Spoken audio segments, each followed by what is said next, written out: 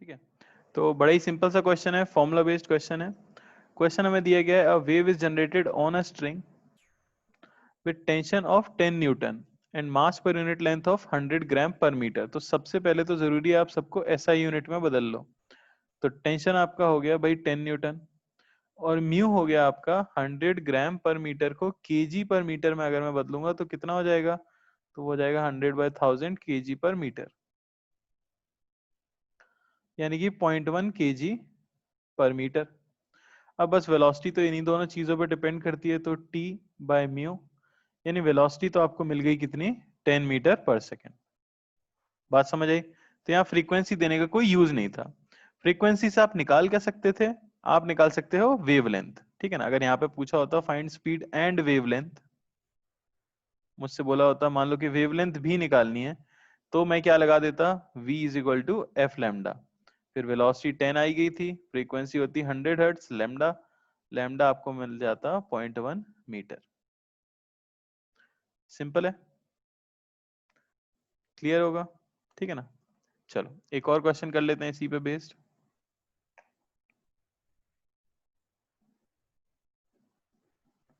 ठीक है, तो क्वेश्चन है, मान लो कि आपके पास एक लिफ्ट है जिससे एक रस्सी बंधी हुई है, और यहाँ पे एक ब्लॉक है जिसका मास मैं ले लेता हूँ 4 kg।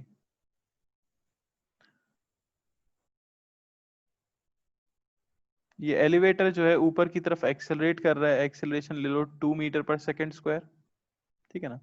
और लीनियर मास डेंसिटी यानी म्यू की वैल्यू आपको दी गई है 19.2 इंटू 10⁻³ kg पर मीटर। ओके, तो आपको बताना है speed of pulse on the string. मान लो लिफ्ट इस तरह से ऊपर जा रही थी और एक पत्थर लटक रहा था, आपने अगर यहाँ पे एक पल्स जनरेट कर दी इसको थोड़ा सा हिला के, तो उसके मूव करने की स्पीड क्या होगी, ठीक है ना।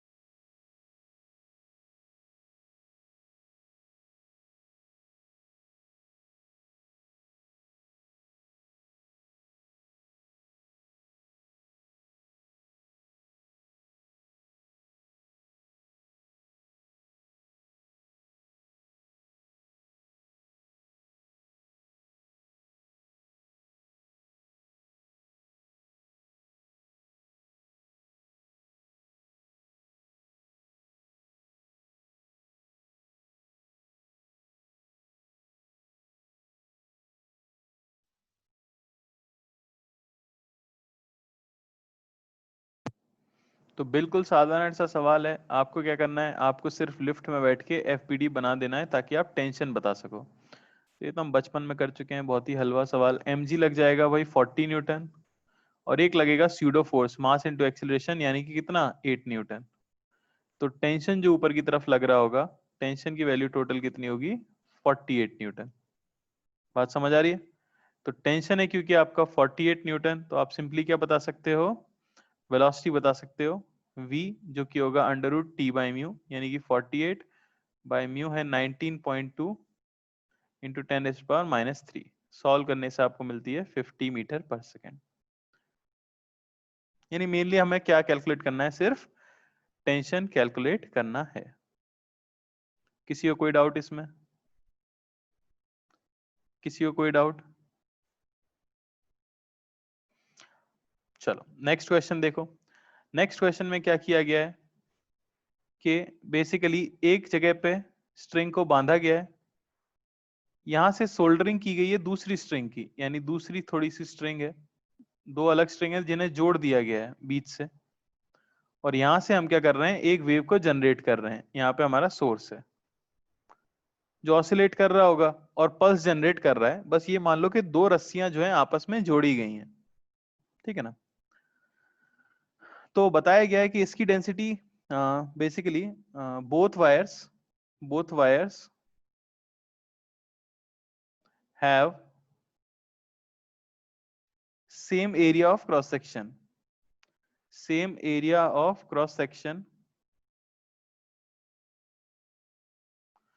but different density,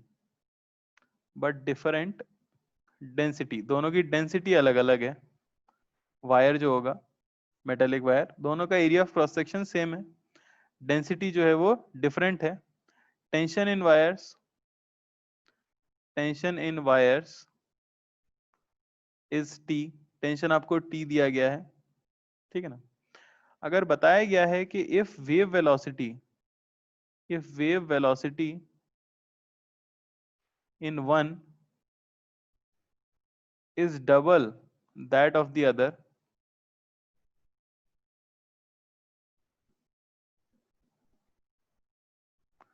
ठीक है, तो आपको बताना है रेशियो ऑफ डेंसिटी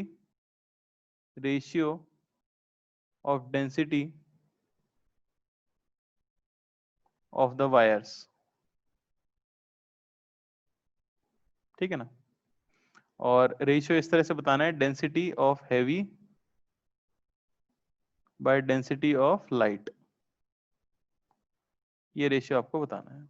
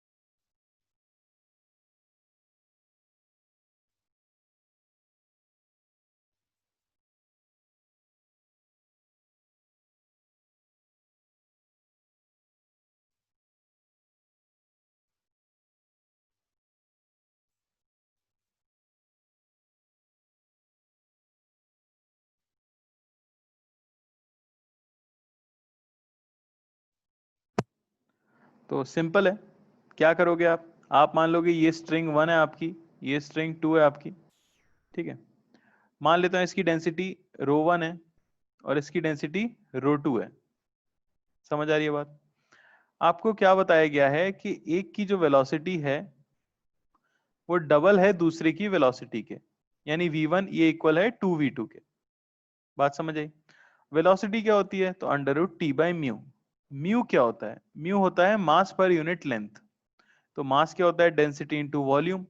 तो यूनिट लेंथ की वॉल्यूम क्या होगी, तो 1 मीटर लेंथ की वॉल्यूम होती है area of cross section into length. तो लेंथ तो 1 मीटर लेनी है हमें, तो basically density into area of cross section into 1 metre, ये होगा आपका म्यू। तो मैं सिंपली कह सकता हूं यहाँ पे कि √T/ρ1A1 ये इक्वल होना चाहिए 2 टाइम्स √T/ρ2A2। अरे बात समझ आई क्या। यहां से आप सिंपली सॉल्व कर लो इसे। क्या दिया गया है आपको, एरिया A1 बराबर A2 है, यानी एरिया ऑफ क्रॉस सेक्शन दोनों का इक्वल है। तो सिंपली अगर हम रेशियो निकालेंगे यहाँ से तो हमें मिल जाएगा ρ1/ρ2 ये होना चाहिए 1/4। अब मुझसे बोला गया था रो हैवी ऊपर रखना है, रो लाइट को नीचे रखना है, तो ऑब्वियसली मुझसे क्या पूछा गया है, ρ2/ρ1 4:1। वैसे भी मैं ये सोच सकता हूँ कि वेव की स्पीड ज्यादा किस में होगी। वेव की स्पीड आपको पता है इनवर्सली प्रोपोर्शनल होती है √μ के। तो म्यू जितना ज्यादा होगा, यानी कि जितनी रोप हैवी होगी उतनी स्पीड क्या होगी, कम होगी। क्लियर हुआ क्या? तो ये बड़ी सिंपल सिंपल क्वेश्चन है जो प्योरली फॉर्मूले के ऊपर है, टेंशन कैलकुलेट करने के ऊपर आपके क्वेश्चंस हैं, ठीक है ना। एक और मैं कर दूं, करने को दे रहा हूँ, सिंपल सा ही क्वेश्चन है वो भी।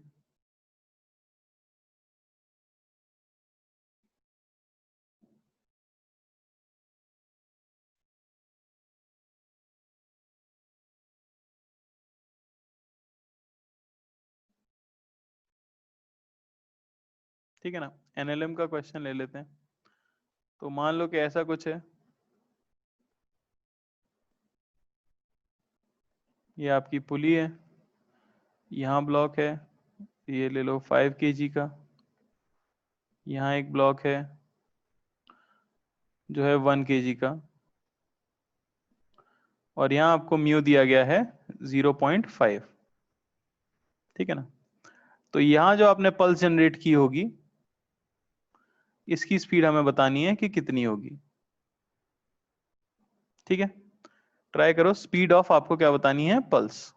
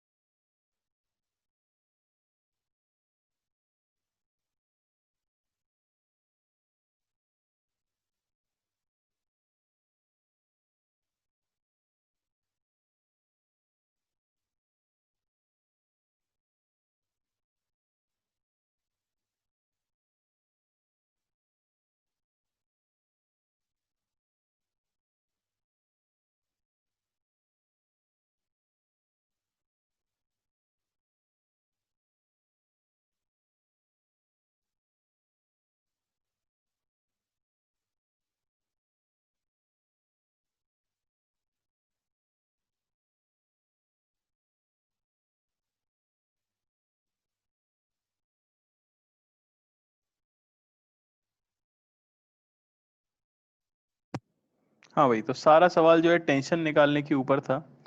मान लेते हैं ये ब्लॉक नीचे जा रहा होगा एक्सेलरेशन ए से, ये ब्लॉक आगे जा रहा होगा एक्सेलरेशन ए से, यहाँ फ्रिक्शन पीछे लगेगा, फ्रिक्शन की वैल्यू होगी म्यू इंटू नॉर्मल, यानी कि 0.5 इंटू नॉर्मल जो कि है 10, जो कि हो गया 5 न्यूटन। टेंशन मान लो स्ट्रिंग में टी है, इस पे mg नीचे लग रहा होगा 50। इक्वेशंस अगर मैं लिख देता हूं तो 50 माइनस टी, ये होना चाहिए 5a, ऊपर वाले के लिए लिखें तो आएगा t माइनस 5, ये होना चाहिए a। दोनों को आप क्या कर दो, नीचे वाले को 5 से मल्टीप्लाई कर दो और दोनों को सब्ट्रैक्ट कर दो, ठीक है ना। नीचे वाले को 5 से मल्टीप्लाई कर देते हैं, दोनों को सब्ट्रैक्ट कर देते हैं, तो हमें क्या मिल जाएगा,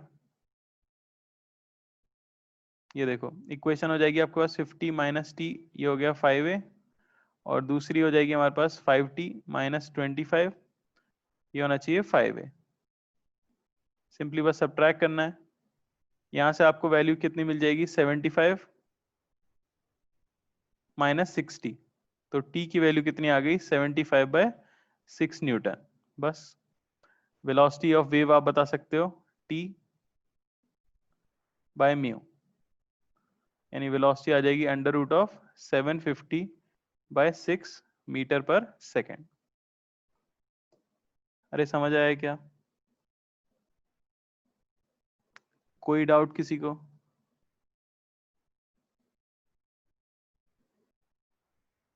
सिंपल क्वेश्चन है।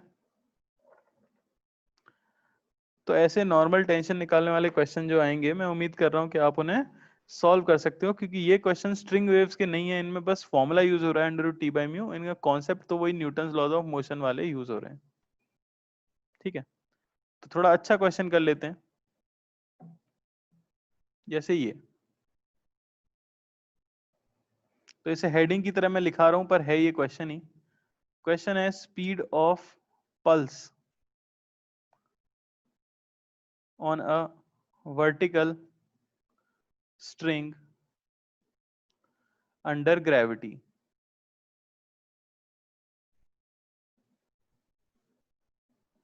क्या मतलब है इसका? अच्छा, अभी जब हमने देखा, ये क्वेश्चन हमने किया था ये वाला, तो पूरी स्ट्रिंग में मैंने टेंशन सेम माना था कि नहीं? क्यों? क्योंकि जो स्ट्रिंग का मास था वो नेग्लिजिबल था इन कंपैरिजन टू 4 kg। तो मुझे ऐसा नहीं मानना है कि हर जगह पे टेंशन अलग अलग होगा, लेकिन आपको वैसे तो पता है ना कि हर जगह पे टेंशन थोड़ा बहुत तो अलग होगा, पर आपने एक तरह से उसको निग्लेक्ट करते हुए वेलोसिटी यहाँ पे निकाली थी।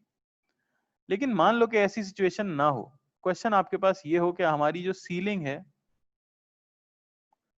सीलिंग से एक रोप लटक रही है बस, और इसमें जो टेंशन है वो खुद के वेट की वजह से है। Tension tension in string is due to its own weight, is due to its own weight। ये मैंने आपको एक हिंट दे दिया है। तो यहां पे दिया हुआ है कि म्यू है इसका मास per unit length, mass density कह सकता हूं इसे मैं, और एल है आपकी length of string, length of string. ठीक है ना? तो क्वेश्चन जो आता है वो ये आ जाता है, find the time, find the time taken by a pulse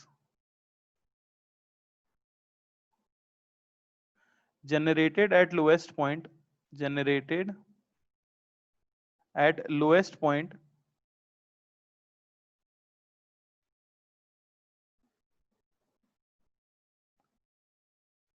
to reach the top, to reach the top। कितना टाइम लगेगा अगर मैं यहां सबसे नीचे एक पल्स जनरेट करता हूं, सबसे नीचे मैं एक पल्स जनरेट करता हूं, तो कितने टाइम में वो ऊपर पहुंच जाएगी? समझ आ रही है बात? ठीक है ना? ये तो एक पार्ट हो गया, और दूसरा पार्ट क्या है?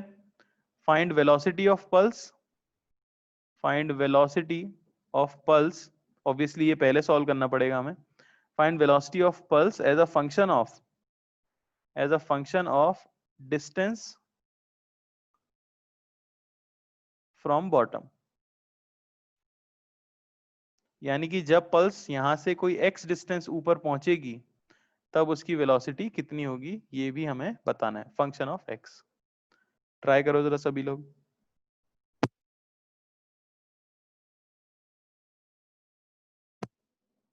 चलो देखो, तो सेकंड पार्ट बताना तो बहुत ही आसान है। जब डिस्टेंस x ऊपर है तब पूछा गया है वेलोसिटी। तो इस जगह पे जब पल्स पहुंचेगी, हमसे पूछा जा रहा है कि इस समय उसकी वेलोसिटी क्या होगी। मैं मान लेता हूं वेलोसिटी होगी v। तो v की वैल्यू क्या होगी? वो होगी under root T by mu, यानी इस जगह का टेंशन और इंटू म्यू। अब यहां पे आप एक चीज देख सकते हो,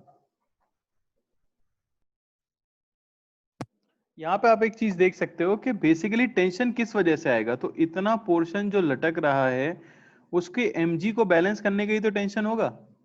जो x लेंथ है उसके ऊपर एक mg लग रहा होगा, और उसी को बैलेंस कर रहा होगा यहाँ लगने वाला टेंशन। तो टेंशन की वैल्यू होगी बेसिकली इतने पोर्शन का mg। तो टेंशन आ जाएगा, इतने पोर्शन का मास क्या होगा? x लेंथ का मास आप सिंपली कह सकते हो म्यू x, और इंटू जी पुट कर देते हैं, तो वेलोसिटी मिल जाएगी under root of mu x g by mu, यानी velocity as a function of x तो क्या आ गई? Under root x g. तो ये तो हो गया आपका सेकंड आंसर, वेलोसिटी है अंडर रूट एक्स जी। अरे बात समझ आ रही है क्या? बात समझ आ रही है? तो वेलोसिटी जो आ गई है हमारे पास अंडर रूट एक्स जी, उसी को मैं लिख सकता हूँ basically D x by D T, यानी एक्स के बदलने की रेट ही तो है ये, है कि नहीं है? बस अब देख सकते हो आप, सवाल बहुत ही आसान हो गया है। D X by under root X, ये हो जाना चाहिए under root G into D T. बस लिमिट लगानी है, t बराबर 0 पे x हमारा 0 है, t is equal to t पे मान लेते हैं x हमारा क्या हो जाएगा, l। इंटीग्रेट कर दो, सिंपली आपको पता है इंटीग्रेशन कितना आ जाएगा हमारे पास, ये आ जाएगा 2 अंडर रूट एक्स, लिमिट इसमें है 0 से लेके l तक, और ये आ जाएगा under root G into T. Put कर दो वैल्यू, t की वैल्यू आ जाएगी 2 अंडर रूट l बाय जी। तो काफी लोगों ने कर लिया था, अच्छी बात है। क्लियर हुआ क्या? कोई डाउट किसी को?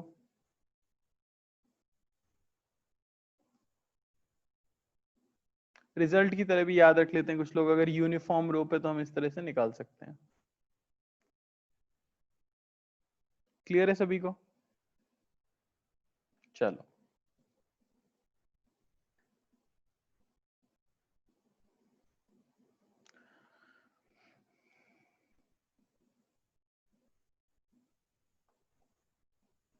तो ये है एप्लीकेशन किसकी, under root T by mu जो फॉर्मूला है हमारी, उसकी हमने देख लिया है एप्लीकेशन।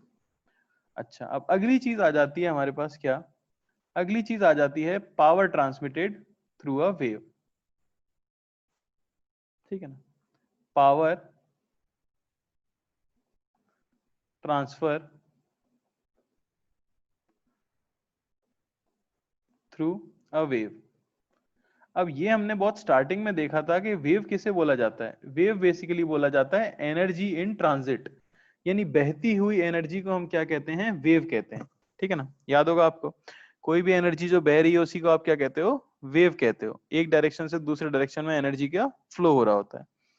तो rate of flow of energy with respect to time को आप क्या बोलोगे, पावर। तो अगर आपके पास एक स्ट्रिंग है, ठीक है ना, और इसमें इस तरह से आपने पल्स जनरेट कर दिए जो कि एनर्जी को लेके लगातार आगे बढ़ती जा रही है किसी वेलोसिटी v से, और यहाँ आपका सोर्स है, मैं कह देता हूं कि वो ऑसिलेट कर रहा है with amplitude plus minus a। तो जैसे कि हमें पता है कि ऑब्वियसली एनर्जी का फ्लो हो रहा है, और किस डायरेक्शन में फ्लो हो रहा है, राइट साइड एनर्जी का क्या हो रहा है, फ्लो हो रहा है कि नहीं? ठीक। तो अगर मैं आपसे बोलूं कि जो एनर्जी यहां पर t इज इक्वल टू 0 पर है, ठीक है ना, एक सेकेंड बाद वो एनर्जी कहां पहुंच जाएगी? Distance travelled, distance travelled by wave per unit time, एक यूनिट टाइम में कितनी एनर्जी हमारी वेव ट्रेवल कर जाएगी? तो आप बता, कितना डिस्टेंस ट्रेवल कर जाएगी, क्या आप बता सकते हो? तो वेव की वेलोसिटी आपको पता है v, एक सेकंड में वो कितना चलेगी, ये भी हम सिंपली बता सकते हैं कि वो जो डिस्टेंस चल चुकी होगी वो कितनी होगी, v। अगर हमारी एनर्जी v मीटर पर सेकंड से चल रही है, तो 1 सेकंड में कितना चल लेगी वो, v डिस्टेंस ही कवर कर लेगी। बात समझ आई क्या? तो अब सिंपली क्या हो जाता है, ऑसिलेशन एनर्जी, ये आपको एसएचएम से देखना पड़ेगा। ऑसिलेशन की एनर्जी किसे कहते हैं हम, ऑसिलेशन एनर्जी। याद करो, अगर कोई m मास का पार्टिकल, मैं अगर आपसे बोलूं कि m मास का पार्टिकल एसएचएम कर रहा है, एंगुलर फ्रीक्वेंसी ओमेगा है उसकी, तो एनर्जी ऑफ ऑसिलेशन क्या होती है, टोटल एनर्जी। तो आपको याद आएगा कि उसकी वैल्यू आती है half m omega square A square. Basically ये लिखा हुआ है हाफ के एक्स स्क्वायर। अगर आपको फील नहीं आ रही तो मैं इस तरह से बता सकता हूं, मान लो कि आपकी स्प्रिंग है और उससे एक पत्थर बंधा हुआ है m मास का, स्प्रिंग कांस्टेंट है k। तो आपको पता है ओमेगा तो क्या आता है, अंडर रूट के बाय एम।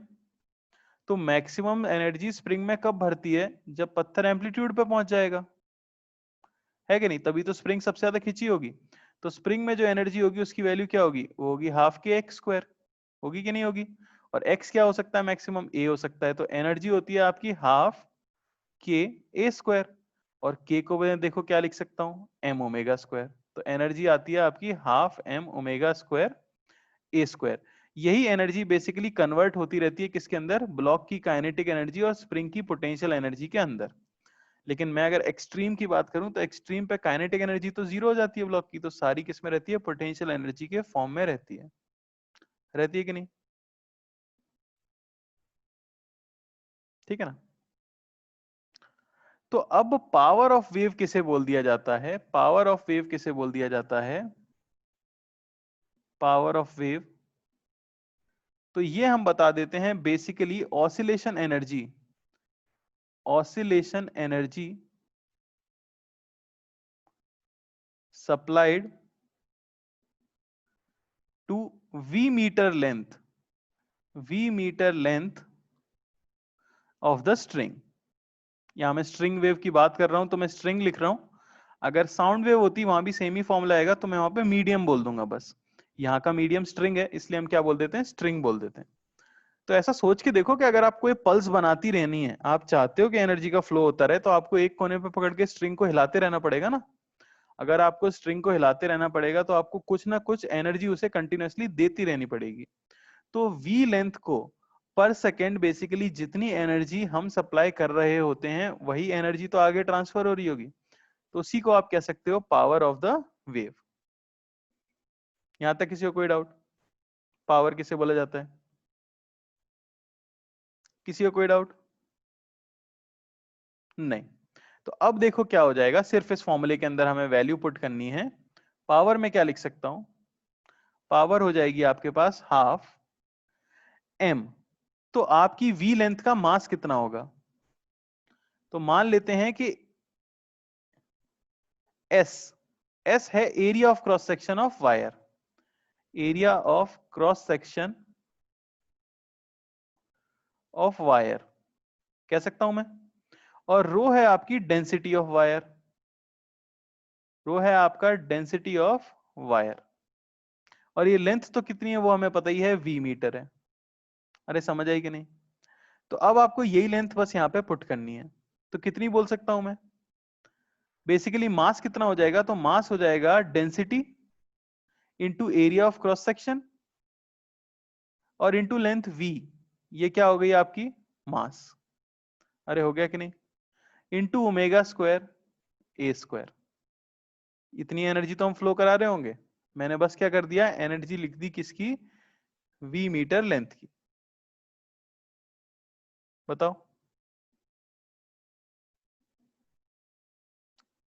अरे किसी को कोई डाउट?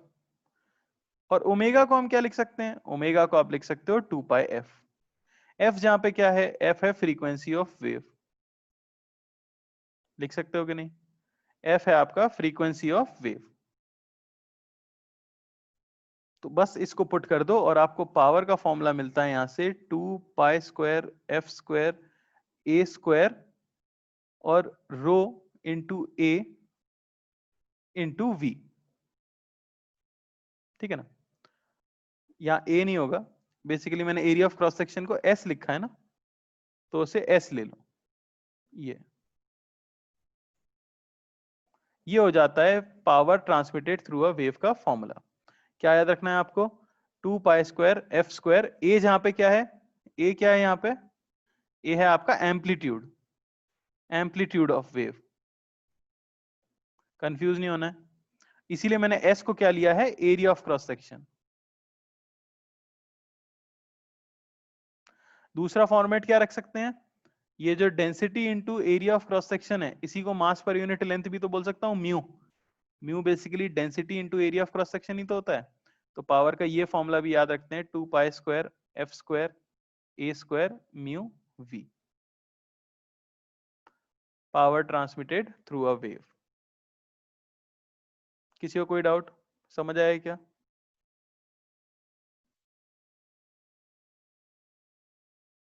समझ आया?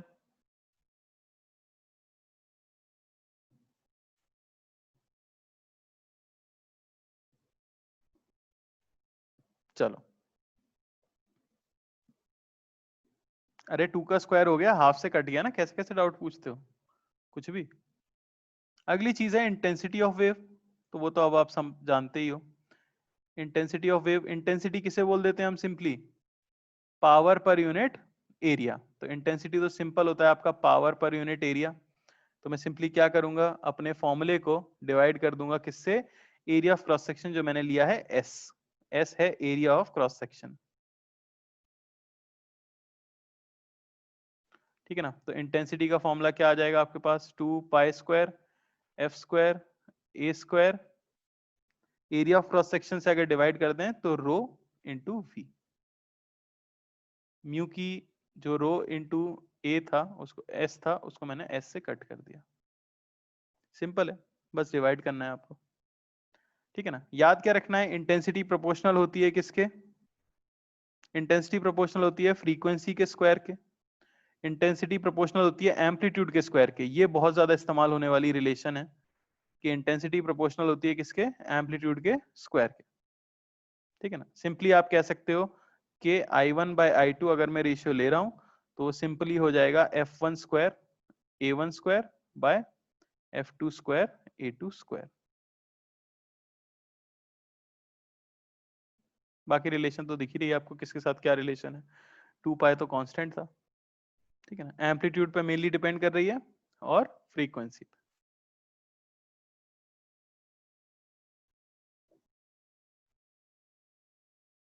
समझ आ रहा है?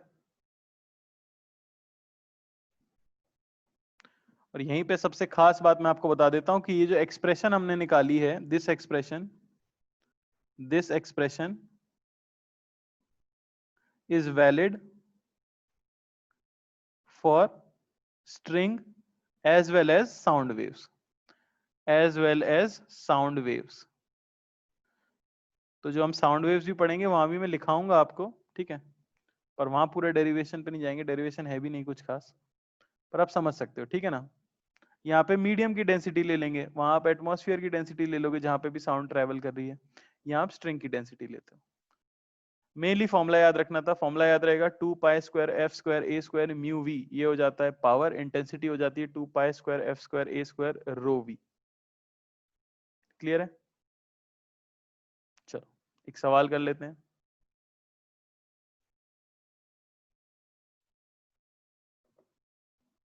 ठीक है, तो एक स्ट्रिंग ले लो with linear mass density 5 × 10⁻², kg पर मीटर, और टेंशन ले लेते हैं हम 80 न्यूटन उसके अंदर। तो आपको बताना है what power must be supplied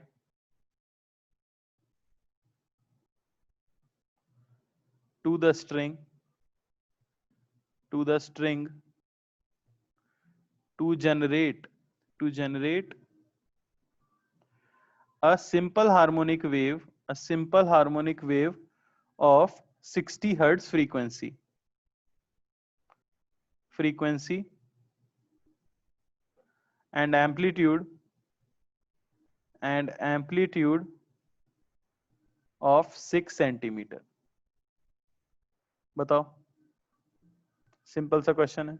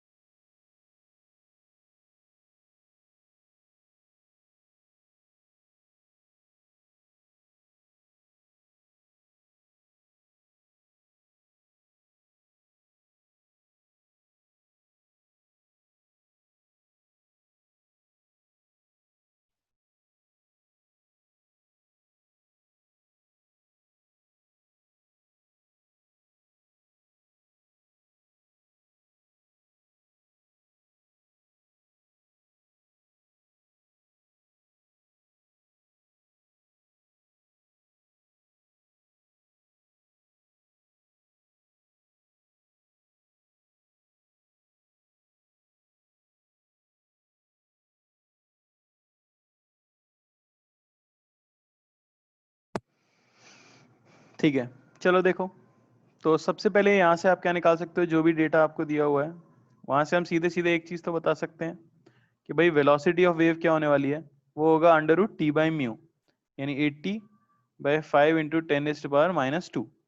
ठीक है ना। तो ये आपके पास हो गया कितना, 40 मीटर पर सेकेंड। ये वेलोसिटी ऑफ वेव होने वाली है।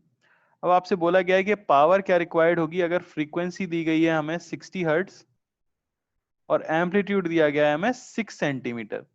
तो इसको मैं क्या लिख सकता हूँ, 6 × 10⁻² मीटर। बस पावर की जरूरत थी, तो पावर का फॉर्मूला लगाना है आपको, 2π² f² a² into mu, mu यानी कि मास पर यूनिट लेंथ, और इंटू वी।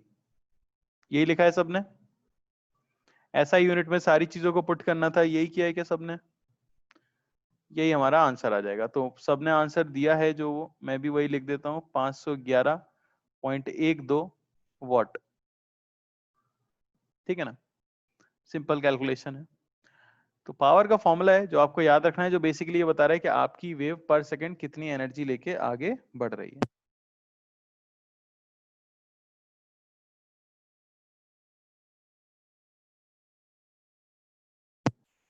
क्लियर है क्या सभी को? चलो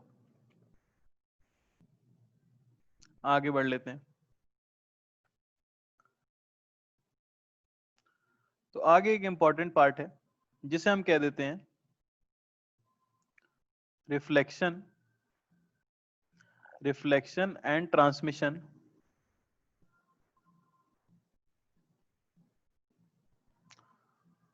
of a transverse wave, transverse wave through a medium, through a medium. क्या मतलब है इसका, ये देखो। ठीक है ना। तो ये चीज क्लियरली समझने के लिए पहले आपको एक चीज समझनी पड़ेगी जिसे हम कह देंगे superposition of waves, superposition of waves. ठीक है ना। तो इसमें पहले मैं सिंपल वाला केस लूंगा, उसका सुपरपोजिशन करेंगे, और फिर हम सिंपल हार्मोनिक वेव लेंगे, उसका सुपरपोजिशन पढ़ेंगे, और फिर फाइनली हम ये पढ़ पाएंगे कि रिफ्लेक्शन और ट्रांसमिशन ऑफ वेव होता क्या है थ्रू अ मीडियम। कोई मीडियम है, मान लो कोई ऐसी बाउंड्री है जो दो मीडियम को सेपरेट कर रही है, तो जब उस बाउंड्री से कोई वेव टकराएगी तो रिफ्लेक्ट भी होगी और ट्रांसमिट भी होगी, जैसे कि हम लाइट के लिए कहते हैं रिफ्रैक्शन भी होता है और रिफ्लेक्शन भी होता है। तो उस तरह की चीजें यहाँ पे पढ़नी है, लेकिन स्ट्रिंग के लिए और साउंड के लिए पढ़नी होगी। ठीक है। तो स्ट्रिंग वेव के लिए सबसे पहले मैं सुपरपोजिशन ऑफ वेव्स की अगर बात करूं, तो क्या कहने का मतलब है, सबसे पहले देखो, मान लो आपके पास एक स्ट्रिंग है जिसके लेफ्ट एंड पे किसी आदमी ने एक पल्स बनाई है इस तरह से, जो कि इस तरफ मूव कर रही है, और दूसरे एंड पे किसी दूसरे आदमी ने पल्स बनाई है जो कि कुछ इस तरह से मूव कर रही है। ठीक है ना। दोनों की स्पीड ऑब्वियसली सेम होगी क्योंकि स्ट्रिंग सेम है, तो टी और म्यू भी सेम होगा। अच्छा, यहां एम्पलीट्यूड बोल देता हूं मैं ए था, और यहां भी एम्पलीट्यूड ए था। बात समझ आ रही है? तो अगर आपसे बोला जाए कि थोड़े समय के बाद क्या सिचुएशन होगी, तो दोनों पल्सेस ऑब्वियसली एक दूसरे के पास आएंगी। और सुपरपोजिशन का मतलब क्या होता है, सुपरपोजिशन का मतलब सिंपली होता है ओवरलैपिंग, ओवरलैपिंग। अब रस्सी तो एक ही है और पल्स दो हैं, समझ आ रही है बात? तो जिस समय पे इनका सुपरपोजिशन स्टार्ट होगा उस समय पे कुछ ऐसी सिचुएशन होगी, जस्ट इस इंस्टेंट पे सुपरपोजिशन शुरू होने वाला है। यानी यहां वेव इस तरह से जा रही है, ये इस तरह से जा रही है, और दोनों का एम्पलीट्यूड ए है। बात समझ आ रही है कि नहीं? तो अब रस्सी के साथ क्या होगा, जब इनका कंप्लीट सुपरपोजिशन होगा, कंप्लीट सुपरपोजिशन होगा उसका मतलब क्या होता है, पार्शियल सुपरपोजिशन का मतलब हुआ हल्का फुल्का पार्ट इनका ओवरलैप करे, जैसा कि थोड़ी देर के बाद होगा। लेकिन कंप्लीट सुपरपोजिशन का मतलब हुआ कि जिस समय पे दोनों वेव्स एक ही पोजीशन पर आ गई हैं, यानी जिस समय पे ये सिचुएशन होगी पूरी तरह से ओवरलैप कर जाएं इस तरह से, तो ये सिचुएशन होती है कंप्लीट सुपरपोजिशन के केस में। होगी कि नहीं होगी, फील कर पा रहे हो कि नहीं कर पा रहे हो, कर पा रहे हो कि नहीं? और आफ्टर सुपरपोजिशन क्या होगा, आफ्टर सुपरपोजिशन क्या होगा, आपको पता है आफ्टर सुपरपोजिशन कुछ ऐसी सिचुएशन होगी, ये अपने रास्ते चली जाएगी, इसे कोई मतलब नहीं है, ये अपने रास्ते चली जाएगी, दोनों एक दूसरे को पार करके चली गई, ऐसा लगेगा ही नहीं कि कुछ हुआ था। ठीक है, तो मेरा क्वेश्चन ये है कि जिस समय कंप्लीट सुपरपोजिशन हुआ होगा उस समय पर पल्स का एम्पलीट्यूड क्या दिखेगा हमें। ये जो एम्पलीट्यूड है ए डैश की वैल्यू क्या होगी, क्या ए ही होगी या 2a होगी।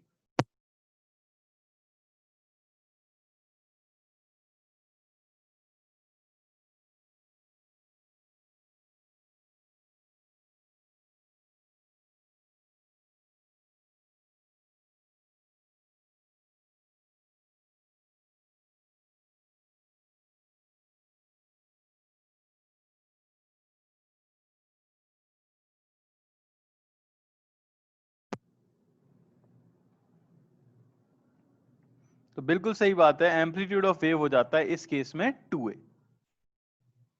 और क्यों हुआ 2a, क्योंकि ये दोनों की बात मानती है। इधर से जो वेव आ रही थी उसने कहा था कि आपको हाईएस्ट जाना है कहां, ए तक। इधर से जो वेव आई उसने भी कहा कि आपको हाईएस्ट जाना है कहां, ए तक। जब दोनों वेव्स की एनर्जी मर्ज हो रही है, आप ऐसा सोच के देखो, जब दोनों वेव्स की एनर्जी मर्ज हो रही है तो फिर एम्पलीट्यूड ऑब्वियसली क्या रहने वाला है, 2a रहने वाला है। इसे हम इस तरीके से फील कर सकते हैं, ये तो मैंने कोई एक केस ले लिया था, ठीक है ना, केस ए है ये। इसी के साथ में अगर केस बी ले लूं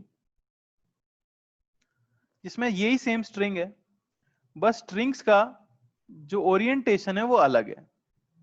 यानी अब इस तरह से दो पल्स आ रही थी V और V, सेम एम्पलीट्यूड था A और A, ठीक है ना। तो अगर मैं आपसे पूछूं कि जिस समय कंप्लीट ओवरलैप होगा यानी कंप्लीट सुपरपोजिशन होगा उस समय डायग्राम कैसा दिखेगा, क्या कोई बता सकता है। जब कंप्लीट सुपरपोजिशन होगा उस समय पे डायग्राम कैसा दिखेगा, तो डायग्राम ऐसा दिखता है, ऊपर वाली पल्स यहां और नीचे वाली पल्स यहां। तो बेसिकली एक स्ट्रेट लाइन बन जाती है, बेसिकली क्या बन जाती है, एक स्ट्रेट लाइन बन जाती है। अच्छा, इस समय जो पार्टिकल्स होंगे सुपरपोजिशन के रीजन के बीच में, क्या आप मुझे बता सकते हो कि उनके पास काइनेटिक एनर्जी होगी, पोटेंशियल एनर्जी होगी, या दोनों होंगी। क्या वो रेस्ट पे हैं, क्या इस सिचुएशन में वो रेस्ट पे हैं, क्या इस सिचुएशन में वो रेस्ट पर हैं, नहीं भाई, ये तो मीन पोजीशन है ना उनके, मीन पोजीशन है उनकी। तो समझने की कोशिश करो होता क्या है इस समय पे। इसकी थोड़ी देर बाद क्या होगा, आफ्टर सुपरपोजिशन क्या होगा, ये आप बता सकते हो क्या, आफ्टर सुपरपोजिशन क्या होगा। आफ्टर सुपरपोजिशन ये सिचुएशन होती है, ये सब प्रैक्टिकली करके भी देखा जा सकता है। ये वेव एज इट इज निकल जाती हैं। तो सुपरपोजिशन की एक बात जो आपको याद रखनी है वो तो यही है कि जब सुपरपोजिशन होता है उसके होने के बाद ऐसा लगता ही नहीं है कि दोनों वेव्स एक दूसरे से कभी भी इंटरेक्ट हुई थी, ऐसा लगेगा कि एक दूसरे को पार करके सिर्फ चली गई हैं। पहली चीज तो आपको ये याद रखनी है, इसलिए नीचे वाली वेव आराम से नीचे जा रही है, ऊपर वाली वेव कहां जा रही है, ऊपर जा रही है। तो अब इस पल्स को जब जनरेट करना चाहा है आपने, ये लेफ्ट में पल्स आई है ना, अरे एनर्जी कहां चली जाएगी, एनर्जी थोड़ी ना गायब हो जाएगी कहीं। इसका मतलब है इस समय पे ये सभी मीडियम पार्टिकल्स कहां चल रहे थे, नीचे चल रहे थे, और ये सभी कहां चल रहे थे, ऊपर चल रहे थे। तभी तो अगले इंस्टेंट पे इस तरह की सिचुएशन हो पाएगी। तो ऑल द पार्टिकल्स इस सिचुएशन में have maximum kinetic energy, have maximum kinetic energy, ये याद रखना है आपको। अरे बात समझ आई क्या, इस सिचुएशन में सभी पार्टिकल्स की काइनेटिक एनर्जी कैसी होगी, मैक्सिमम होगी, तभी तो वो थोड़ी देर के बाद ये पल्सेस जनरेट कर पाएंगे। वो अपनी मीन पोजीशन पे हैं, आप ऐसा भी मान सकते हो कि वो किस में, अपने मीन पोजीशन पे हैं। और मीन पोजीशन याद करो स्प्रिंग ब्लॉक प्रॉब्लम में, अगर आप मीन पोजीशन पे हो तो आपकी काइनेटिक एनर्जी कैसी होती है, मैक्सिमम होती है, पोटेंशियल एनर्जी इस केस में नहीं होगी। पोटेंशियल एनर्जी किस केस में आती है, जब आप एक्सट्रीम पे पहुंचते हो, तभी तो स्प्रिंग खिंचती है। अरे बात समझ आ रही है क्या, बात समझ आ रही है। तो जो पॉइंट मैं आपको बताना चाह रहा हूं, मॉड्यूल में आपको क्वेश्चन भी मिल जाएंगे इसके ऊपर बेस्ड, वो ये है कि to draw the resultant pulse, net amplitude of a point is A1 plus A2। Net amplitude आपको क्या करना होता है, जोड़ना होता है साइन के साथ। ऊपर का एम्पलीट्यूड अगर आपने पॉजिटिव लिया है तो नीचे का एम्पलीट्यूड कैसा लोगे आप, नेगेटिव लोगे। बात समझ आई? एग्जाम्पल के तौर पे मैं आपसे बोलूं कि अगर किसी आदमी ने इस तरह से पल्स बनाई है, एक पल्स ये है, ठीक है ना, और एक पल्स ये है, एक इस तरफ जा रही है, एक इस तरफ जा रही है। मान लेते हैं t इक्वल टू 0 की सिचुएशन है और ये मूव कर रही है 1 सेंटीमीटर पर सेकंड से, ये भी मूव कर रही है 1 सेंटीमीटर पर सेकंड से। इनके बीच की जो दूरी है वो 2 सेंटीमीटर है। ये मैं ले लेता हूं 1 सेंटीमीटर, 1 सेंटीमीटर, और ये हाइट भी ले लो 1 सेंटीमीटर। तो आपको डायग्राम ड्रॉ करना है, draw wave diagram at t is equal to 1 second, ठीक है ना। t is equal to 1 second पे क्या होगी ये ड्रॉ करना है आपको। समझ आ रही है बात? t is equal to 1.5 second और t is equal to finally 2 second पे क्या होगी, ये आपको ड्रॉ करके बताना है वेव का डायग्राम क्या होगा। सभी लोग अपनी कॉपी में ड्रॉ करो, फिर मैं यहाँ ड्रॉ करूंगा तो चेक कर लेना एक बार।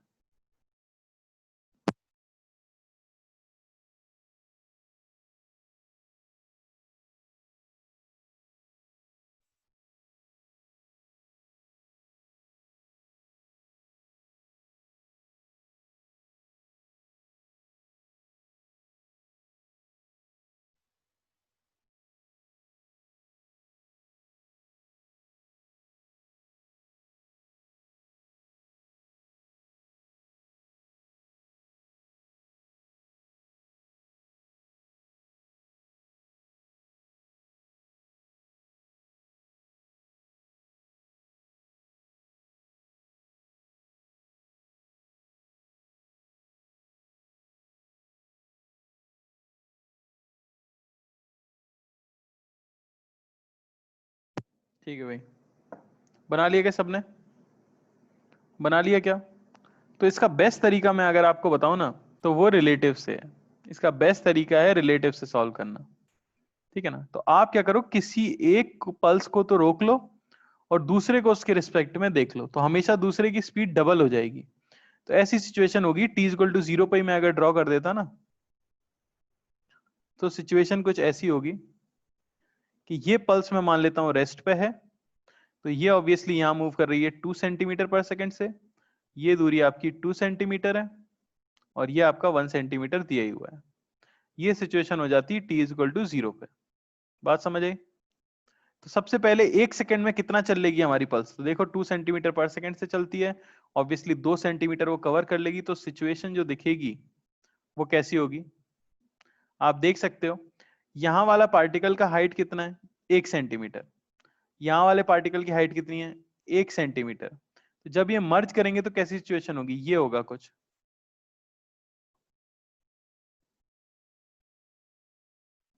अरे यही है कि नहीं है सिचुएशन।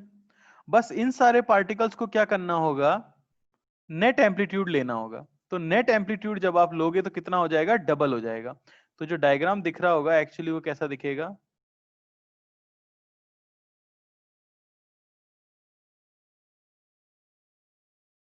अरे कितने लोग बना पाए थे भाई, कितने लोग बना पाए, एच लिख दो यहाँ पे। 1 सेंटीमीटर ये था, 1 सेंटीमीटर ये है, ये आपका 1 सेंटीमीटर है और ये ऊपर चले गए हैं 1 सेंटीमीटर और, क्योंकि इनका एम्पलीट्यूड क्या होना चाहिए, नेट एम्पलीट्यूड होना चाहिए। अरे बात समझ आई क्या? ये सब फील करने में थोड़ा अजीब लगता है कि ऐसी पल्स किसने बनाई होगी भाई, रेक्टेंगल पल्स कैसे बनती है। तो वो सब नहीं सोचना है हमें कैसे बनती है, ऑसिलेटर होता है जिस तरह का उस हिसाब से बन जाती है, ठीक है। रिजल्टेंट क्या होगा हमें बस ये बताना है। अच्छा 1.5 सेकेंड, तो 1.5 सेकेंड का मतलब है आधे सेकंड में कितना और बढ़ गई होगी, तो 1 सेंटीमीटर और बढ़ जाएगी। तो आपको पता है जस्ट ये यहाँ पे ज्वाइन हुई थी, अगर ये 1 सेंटीमीटर और आगे बढ़ जाएगी यानी t is equal to 1.5 second पे कंप्लीट सुपरपोजिशन हो रहा होगा, कंप्लीट सुपरपोजिशन हो रहा होगा। अरे समझ आ रहा है कि नहीं, समझ आ रहा है कि नहीं? किसी भी एक एंड को देख लिया करो ना आप, तो जैसे इस एंड को देख लूं मैं, तो 1.5 सेकेंड में कितना डिस्टेंस चल लेगा, तो आप देख लो नेट स्पीड 2 आ गई है इंटू 1.5 यानी 3 सेंटीमीटर, तो दो तो ये और एक ये, यानी ये वाला इसका एंड इसके यहां जाके गिरने वाला है, तो फिर कंप्लीट सुपरपोजिशन हो जाएगा। तो डायग्राम कैसा बनेगा उस समय पे, देख सकते हो आप सिंपली, ये सिचुएशन हो जाएगी। ये तो 1 ही सेंटीमीटर रहेगा, पर ये कितना हो जाएगा, ये हो जाएगा आपका 2 सेंटीमीटर, 1 + 1 कितना हो जाएगा, 2 सेंटीमीटर। और फिर बोला गया है 2 सेकेंड, 2 सेकेंड यानी कि ये एंड चल लेना चाहिए 4 सेंटीमीटर, 4 सेंटीमीटर यानी इससे 1 सेंटीमीटर आगे तो पूरी तरह से क्रॉस कर चुका होगा। 2 सेकेंड पे अगर हम ड्रॉ करेंगे तो पल्स कुछ इस तरह की दिखेगी, वही फिर से फिगर बनने वाला है कुछ इस तरह का। समझ आ रही है बात, ये 1 सेंटीमीटर, ये भी 1 सेंटीमीटर, और ये हमारा 1 सेंटीमीटर। अरे समझ आया कि नहीं? तो थोड़ा विजुअलाइजेशन के ऊपर है, कोई ट्रिक नहीं है, कोई मेथड नहीं है, जो ट्रिक थी मैंने आपको बता दी। एक पल्स को रोक के उसके रिस्पेक्ट में दूसरे को देखो और सॉल्व करने की कोशिश करो। एक और ट्राई करोगे तो शायद थोड़ी फील आए, ठीक है ना?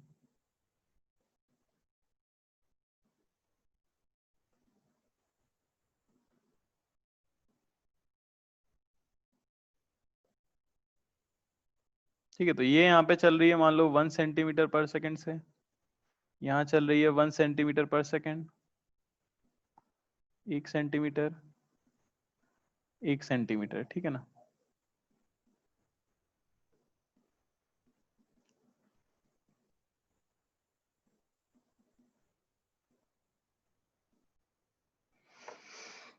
तो ये है t इक्वल टू 0 की सिचुएशन, ठीक है ना?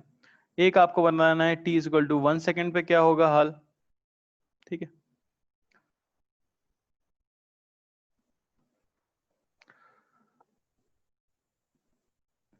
1.5 सेकेंड,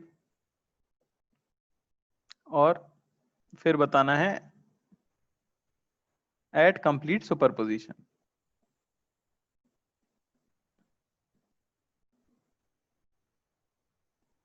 ट्राई करो एक बार।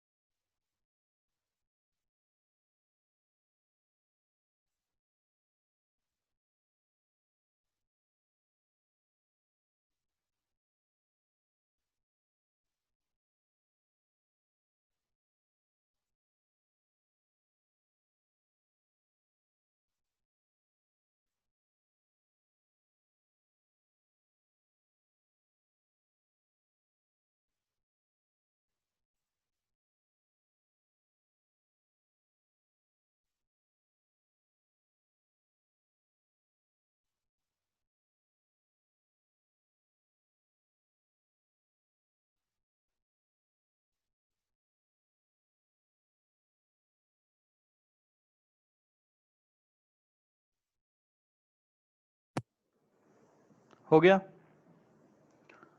हो गया क्या सबका? करूं मैं? तो सिंपल है, मैं क्या कर दूंगा, अच्छा ठीक है, टाइम ले लो थोड़ा सा।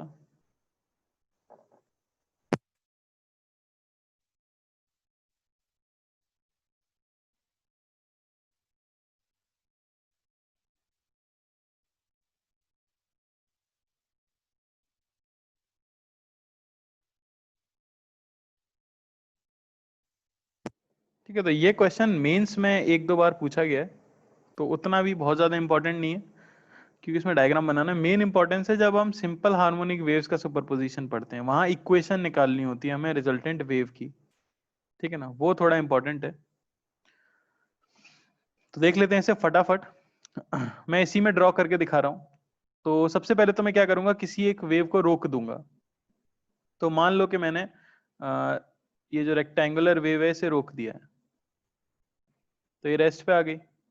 और जो हमारी ट्रायंगुलर वेव है उसके पास कुछ स्पीड आ जाएगी, कितनी, 2 सेंटीमीटर पर सेकेंड। वो तो हमें पता ही है, रिलेटिव में हम कर रहे हैं। तो इसके पास स्पीड आ गई है यहाँ पे 2 सेंटीमीटर पर सेकेंड, और ये दूरी है 2 सेंटीमीटर। तो t इक्वल टू 1 सेकेंड का तो काफी आसान है बनाना। 1 सेकेंड पे ऑब्वियसली ये वाले एंड को अगर मैं देखूं, तो ये 1 सेकेंड में कितना चल रहा होगा, 2 सेंटीमीटर ही चल रहा होगा। ठीक है, तो डायग्राम क्या बनेगा t इक्वल टू 1 सेकेंड पे, ये सुपरपोजिशन जस्ट स्टार्ट होने वाला है, अभी हुआ नहीं है, ठीक है ना। ये क्या कर दिया मैंने, ऑब्वियसली ये नहीं होगा।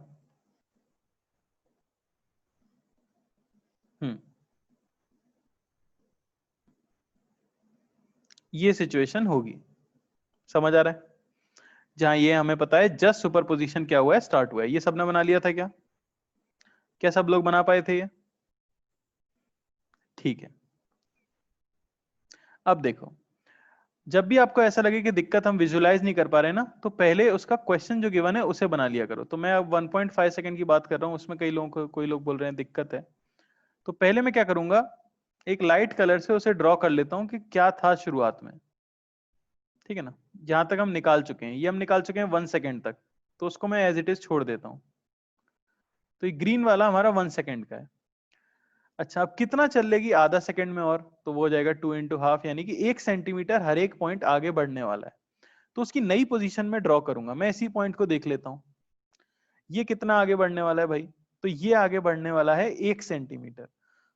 1 सेंटीमीटर का मतलब क्या है, ये पूरा 2 सेंटीमीटर है। तो ये पॉइंट अगर 1 सेंटीमीटर आगे आएगा तो कुछ यहां आ जाएगा। समझ आ रही है कि नहीं बात। और ये सिचुएशन होगी, अरे होगी कि नहीं, जो मैंने ब्लू से बनाया है वो होगी नई पोजीशन ऑफ, देखो इसको तो हम रेस्ट पे ही मान रहे हैं, तो इसको मैं ब्लू से भी बना देता हूं। जिसको हम रेस्ट पे मान रहे हैं उसको मैं ब्लू से भी बना दे रहा हूं, ठीक है ना। ये थी इसकी पुरानी पोजीशन, और ये है ट्रायंगल की नई पोजीशन। तो ओवरलैपिंग रीजन कौन सा है, ओवरलैपिंग रीजन अगर मैं रेड कलर से बताऊं आपको, तो ये रीजन ही तो सिर्फ ओवरलैप हुआ है, यहां से लेके यहां तक का जो रीजन है, सिर्फ वही तो ओवरलैप हुआ है। यही तो सिर्फ क्या दिख रहा है हमें, ओवरलैप दिख रहा है। बाकी जो लेफ्ट राइट का पोर्शन है वो तो एज इट इज रहेगा। अब बस उसे क्या करो, आप ट्रेस कर दो, ठीक है ना। उसे मैं सिंपली क्या कर दूंगा, ट्रेस कर दूंगा बचे हुए रीजन को। तो ये इस तरह से, ये एज इट इज रहेगा, ये ऐसे। अब यहां से ओवरलैपिंग शुरू हो रही है। तो देखो, ये पॉइंट के लिए ये चाहता है यहां पे रहे, ये चाहता है 0, तो नेट यही रह गया।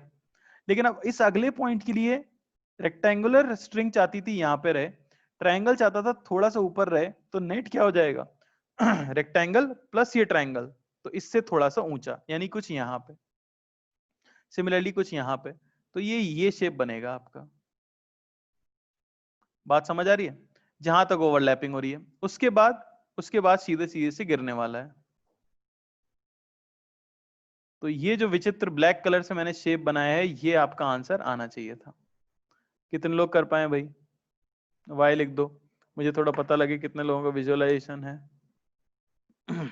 कर पा रहे हो, बढ़िया बढ़िया, बहुत लोग कर पाए हैं, बहुत अच्छी बात है। फिर तीसरा है कंप्लीट सुपरपोजिशन, तो वो तो सबको दिखना चाहिए, बचपन में बहुत बनाया है। कंप्लीट सुपरपोजिशन में क्या बन रहा होगा, घर बन रहा होगा, है कि नहीं। कंप्लीट सुपरपोजिशन में घर बन जाएगा ये। कैसे बना घर, तो वो आप देख सकते हो। बेसिकली कंप्लीट सुपरपोजिशन में ट्रायंगल यहां आ जाएगा, आ जाएगा कि नहीं? तो दोनों का नेट जोड़ते जाओ, दोनों का नेट अगर जोड़ोगे तो यहां तक तो ओवरलैपिंग है नहीं, यहां से ओवरलैपिंग शुरू हो रही है, तो ये आपका नेट आने वाला था। अरे समझ आया क्या? तो कुछ खास नहीं है, थोड़ा सा विजुलाइज करना है, एक को रोक के दूसरे का कोई भी एक पॉइंट ट्रेस करते हुए बनाना है और फिर नेट एम्पलीट्यूड वहां पे कर देना होता है। समझ पा रहे हो? एक सवाल होमवर्क में दे देता हूं मैं, करने का ट्राई करना सभी लोग। ठीक है, तो मान लो थोड़ा कॉम्प्लेक्स ही ले लेते हैं। ये हमारे पास एक रेक्टेंगल है और एक इस तरह का ट्रायंगल में ले लेता हूं, ठीक है ना? वही सब ले लो, 2 सेंटीमीटर, 2 सेंटीमीटर, ये ले लो 45 डिग्री, 2 सेंटीमीटर,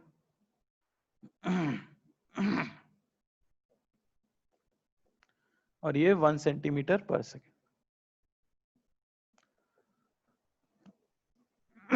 बिल्कुल, आप किसी को भी स्टैटिक लोगे, शेप तो सेम ही आने वाला है, ठीक है ना? किसी एक को भी रोक दो और दूसरे को देख लो, उसके हिसाब से शेप तो सेम ही आएगा, ठीक है?